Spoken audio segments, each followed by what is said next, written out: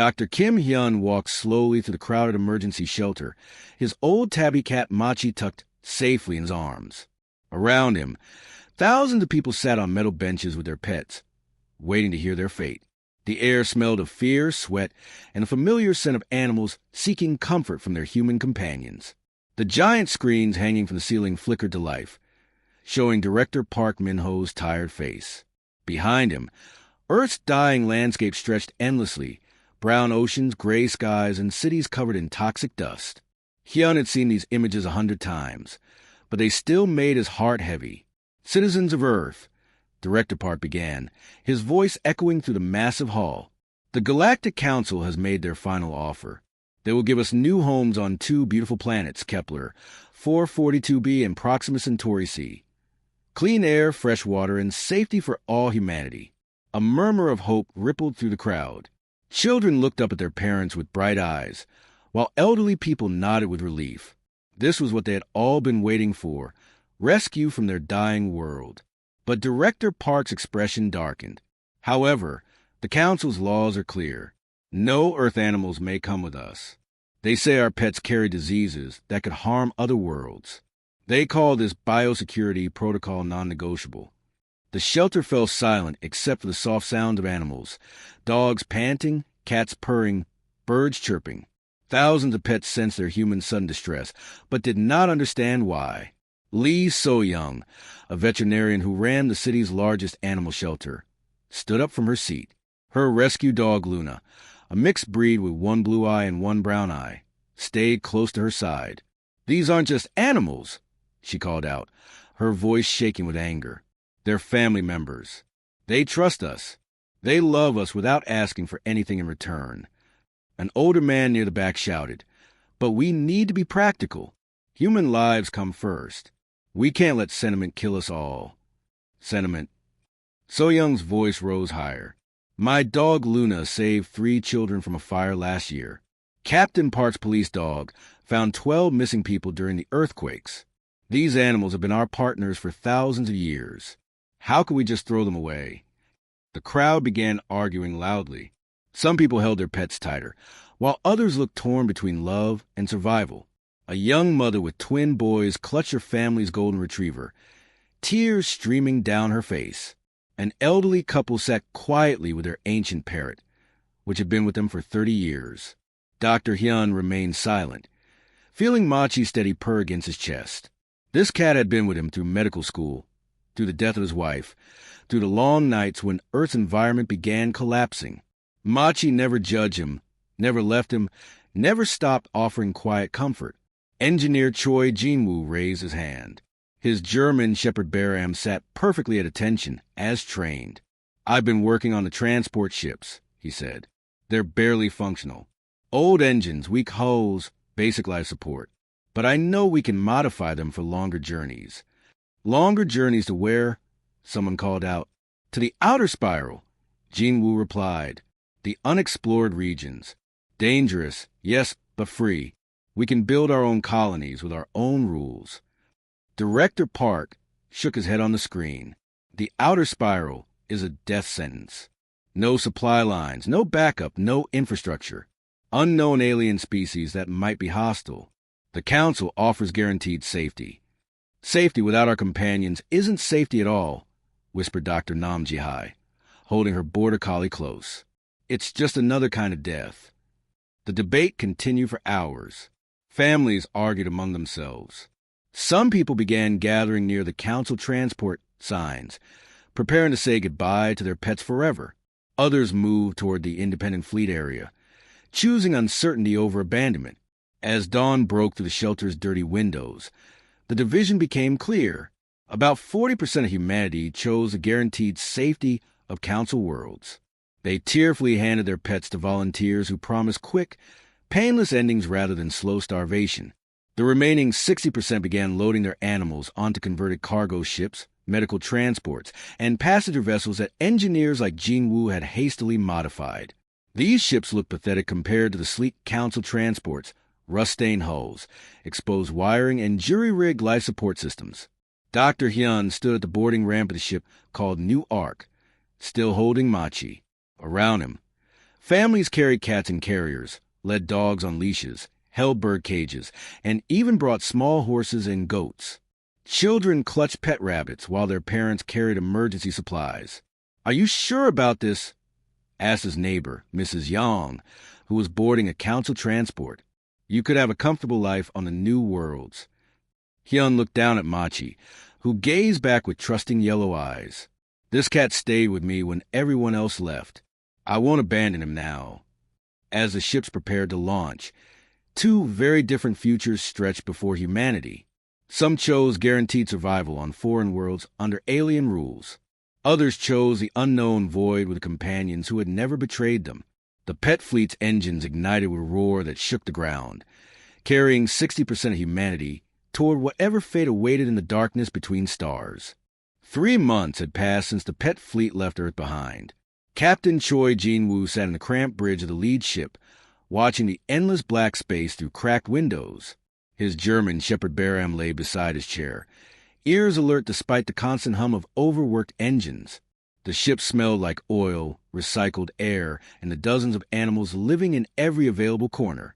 "Captain, we have a problem," called Lieutenant Yu Doon from her station. Her green parrot kiwi sat on her shoulder, occasionally repeating navigation numbers it had heard during their long journey. "The computer shows everything is fine, but something feels wrong." Jin-woo trusted his crew, but their equipment was old and broken. Half their sensors didn't work properly, and their backup systems failed daily. They were flying blind to the most dangerous part of the galaxy, following star maps that might be completely wrong. Suddenly, Baram jumped to his feet and began whining. The dog's hackles rose as he stared at the corridor leading to the ship's hull sections. He had never acted this way before, not even during the worst engine failures or meteor storms. "What is it, boy?" Jin-woo asked, standing up. Baram immediately trotted toward the corridor, looking back to make sure his human was following. They walked through narrow hallways filled with families and their pets. A woman sat reading to her children while her cat slept in her lap. An old man played cards with friends while his ancient dog dozed at his feet.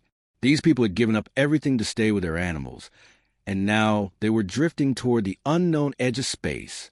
Baram stopped at hull section C and began pawing at the wall. Jin-woo couldn't see anything wrong, but his dog was clearly upset. He called for engineer Song Woo-jin, a quiet man whose tabby cat Minsu always followed him around the ship. "Run a full scan on this section," Jin-woo ordered when Woo-jin arrived with his tools. The engineer's equipment beeped and flashed for several minutes. "Sir, I'm not finding any weight." His face went pale. "There's a microfracture here. So small our sensors can't detect it, but it's growing. It may be 6 hours. This whole section would have blown out into space." They worked quickly to repair the crack, welding metal patches while Baram watched approvingly. Later that night, Jin-woo sat in his quarters wondering how his dog had known about a problem their computers couldn't detect.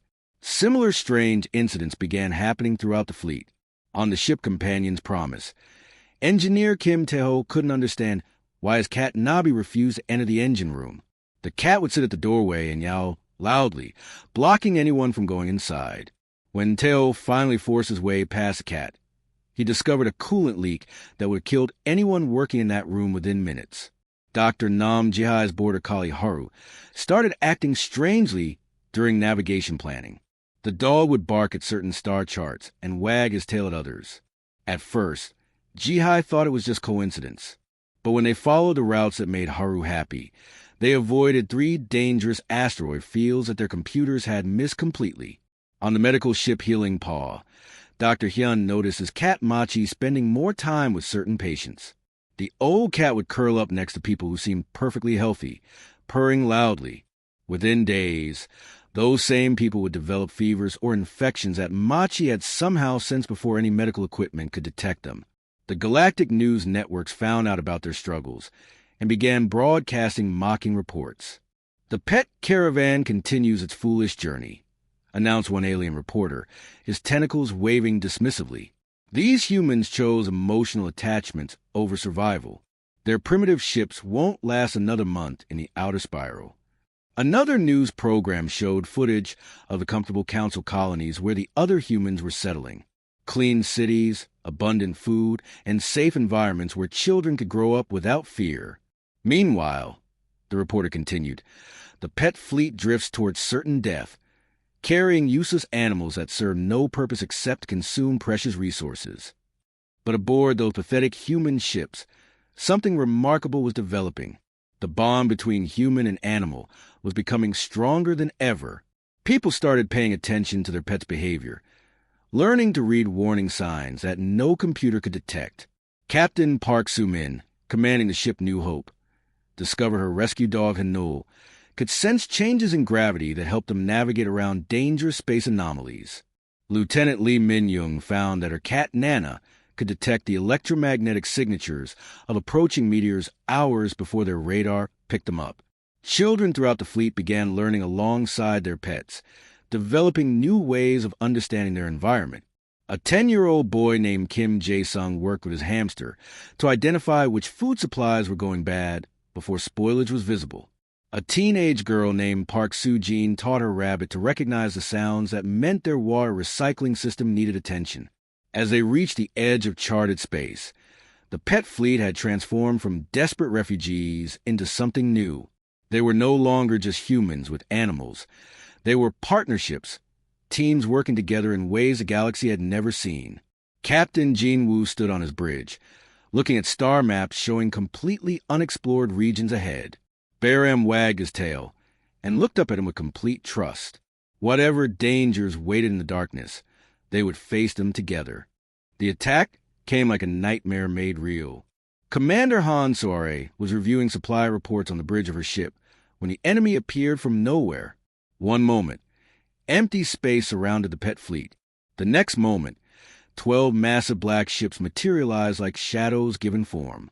Her golden retriever Hanul, who had been sleeping peacefully beside her chair, suddenly jumped up and began growling. The dog's fur stood on end as he stared at the view screen showing the enemy vessels. Something about these new ships terrified him in a way Soare had never seen before. Unknown vessels. Identify yourselves.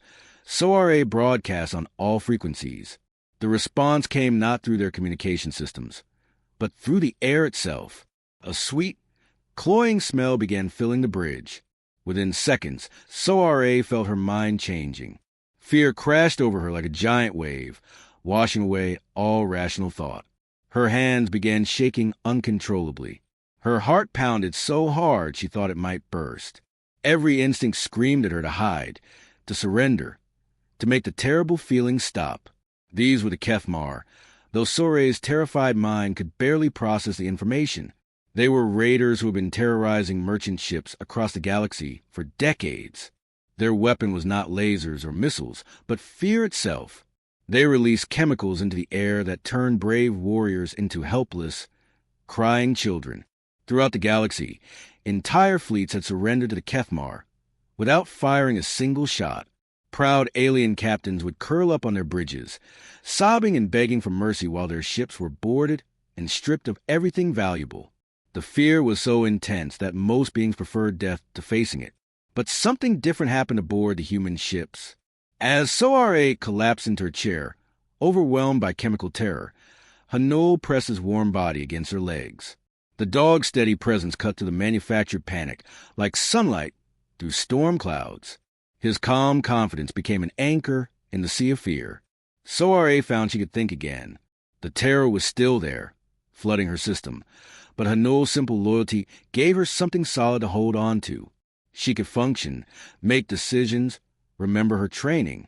Similar scenes played out across the pet fleet. Captain Jin-woo felt the fear chemicals attacking his mind, but his German shepherd Baram stayed rock-steady beside him, unaffected by the alien pheromones. Dr. Hyun's old cat Machi continued purring in his lap, even as panic tried to shut down the doctor's higher brain functions. On the ship Faithful Friend, engineer Kim Woo-jin was paralyzed by terror until his tabby cat, Min-soo, jumped onto his lap and began kneading his chest with gentle paws. The simple, familiar gesture helped him remember who he was and what he needed to do. The animal seemed completely immune to the Kethmar fear weapons. Dogs wagged their tails, cats purred contentedly, and birds sang cheerful songs while their human companions fought against chemically induced panic.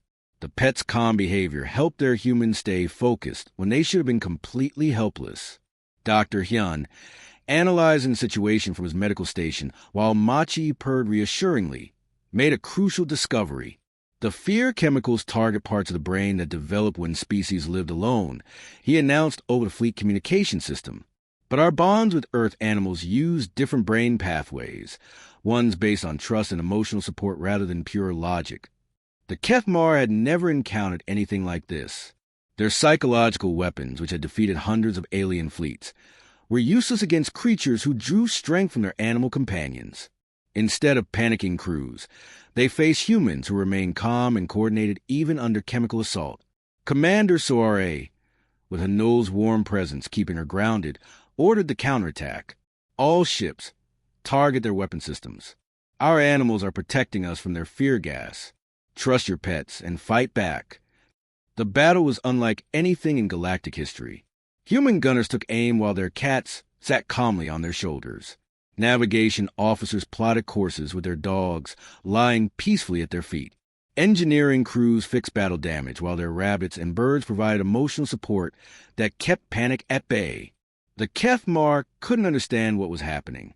Their fear weapons, which should have reduced the humans to sobbing wrecks, were having no effect. Instead, these strange beings fought with incredible coordination, as if the presence of their animals made them stronger rather than weaker. Captain Park Soo-min, commanding from the bridge at New Hope with her calico cat Nova purring in her arms, watched as her gunner scored direct hits on the enemy flagship. "Their shields are down," she announced. "All ships, concentrate fire." Within 6 hours, the pet fleet had captured 3 Kethmar vessels and sent the rest fleeing into deep space. The raiders who had terrorized the galaxy for decades were defeated by humans and their animal companions working together. As the smoke cleared from the battle, word spread quickly through galactic communication networks.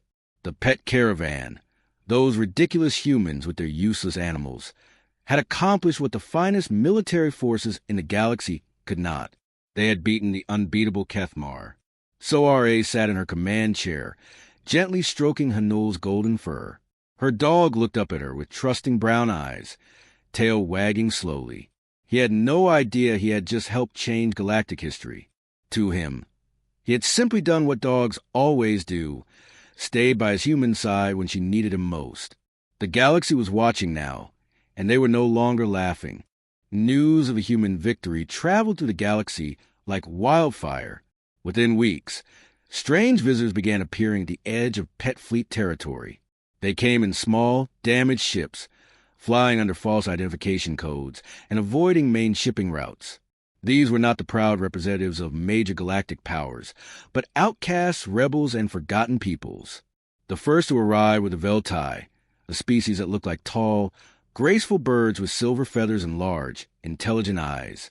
Their leader, Ambassador Sil-Win, brought with her a small crystalline creature that sang with musical tones. The crystal bird perched on her shoulder, chiming softly as she spoke. "My people were once bonded with these singing crystals," she explained to Admiral Park Soo-min, who had been promoted after the Kethmar battle. Soo-min's calico cat Nova sat alertly in her lap, watching the strange crystal creature with curious green eyes. "But our government made us abandon them 300 years ago. They said such bonds were primitive, holding us back from true advancement." Sil-Win's crystal companion chimed a sad melody. "Those who refused to give up their partners were exiled. We have been hiding in the outer systems ever since, waiting for someone to show us a different path." Similar stories emerged from each new arrival. The Mordun brought some biotic moss creatures that could repair metal by growing over damaged surfaces. Their government had banned these partnerships, calling them unclean and backward.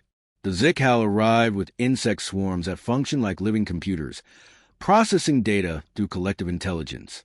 Their leaders had declared such cooperation with lesser beings to be shameful. Dr. Kim Hyun, now serving as the fleet's chief medical officer, interviewed each new species with old Machi purring on his desk. The cat had grown even more attached to him since the battle, sensing his importance to their community's survival. Every advanced civilization in the galaxy went through the same process. Hyun reported to the fleet leadership. They abandoned their animal partnerships in the name of progress. Engineer Choi Jin-woo, working with his faithful German shepherd Baram, began designing new types of ships that could accommodate these diverse partnerships.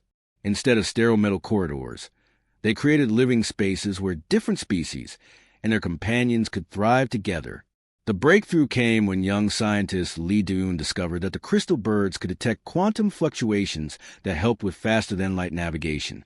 When combined with the more done moss creatures that could self-repair ship hulls, and the Zikhao insect networks that could process multiple data streams simultaneously, they created vessels unlike anything the galaxy had ever seen. Captain Lim Junho's ship, the Pack Runner, became the first true bio ship of the new alliance. His crew of humans worked alongside Veltai crystal singers, more done moss tenders, and Zikhao swarm speakers. Junho's border collie Haru had learned to work with a Veltai crystal bird, the two somehow communicating through body language and musical tones. The ship itself was alive. Dolphins from Earth swam through specially designed water channels, using their echolocation to navigate through space-time currents that normal sensors couldn't detect. Ravens carried quantum-encrypted messages between departments, their intelligence enhanced by Zikhao insect partners. Specially trained dogs could smell the molecular signatures of approaching vessels days before they appeared on scanners. Dr. Nam Jihai's medical bay became a wonder of interspecies cooperation. Her cat Nana worked alongside a more done moss creature to identify illnesses, while Veltai crystal birds sang healing frequencies that accelerated recovery. Patients from different species recovered faster when surrounded by the gentle presence of Earth animals and their new alien partners. The rigid Galactic Council watched these developments with growing alarm. Their society was built on strict hierarchies, with each species maintaining separate territories and cultures. The idea of different beings working together as equals challenged everything they believed about civilization. This chaos cannot continue, declared Council Director Zaltharies during an emergency session. His species, the Hierarchs, had been the galaxy's dominant power for over 1,000 years. They had achieved this through careful control and separation of other species. These humans are spreading disorder throughout our carefully maintained systems. But the disorder was proving incredibly effective. The Symbiotic Alliance, as a pet fleet and their new partners called themselves, controlled increasingly valuable trade routes. Their bioships could travel faster, fight more effectively, and adapt to challenges that left traditional vessels helpless. Commander Han Soare, now piloting a bioship where her golden retriever Hanul worked alongside crystal birds and moss creatures, led diplomatic missions to oppress species throughout the galaxy.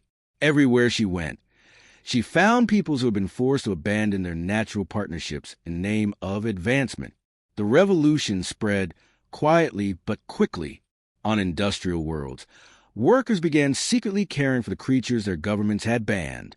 In military academies, young officers wondered why their ancestors had given up partnerships that clearly made them stronger.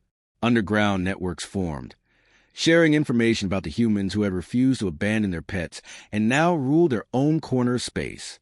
The Galactic Council's trade networks began failing as more species requested protection from Alliance bioships rather than Council forces. Planets that had been model citizens for centuries quietly began negotiating with the human-led alliance. Admiral Su Min stood on the bridge of her flagship, the Eternal Bond, watching construction of their first major space station. The station itself was alive, grown rather than built, with different species and their companions working together in harmony. Nova purred contentedly in her arms while crystal birds sang overhead and moss creatures tended the living walls. The galaxy was changing, and there was no going back. 5 years had passed since the pet fleet left dying Earth behind. Admiral Kim Hyun walked slowly to the grand halls of Nexus Prime, the most important government building in the galaxy. His steps echoed on marble floors that had witnessed thousands of years of galactic politics.